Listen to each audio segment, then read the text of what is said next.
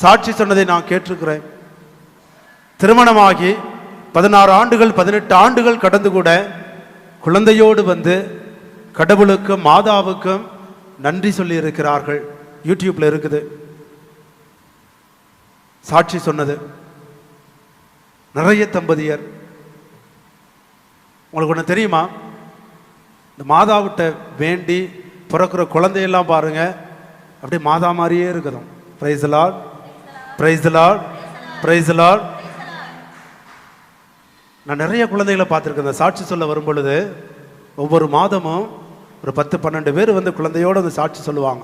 ஒவ்வொரு மாதமும் பார்த்தீங்கன்னா இந்த குழந்தையெல்லாம் மாதா மாதிரி அழகா, அவ்வளோ அழகா இருக்கும். அப்போ நாம காத்திருந்து கடவுளுடைய ஆசீர்வாதத்தை பெறுகின்ற பொழுது இந்த ஆசீர்வாதம் மிகவும் நல்ல ஆசீர்வாதமாக நமக்கு கிடைக்குது. சாமுவேல் என்ற இறைவாக்கினர். மனோவாகவும் காத்திருந்தார், அவருடைய மனைவியும் காத்திருந்தார்.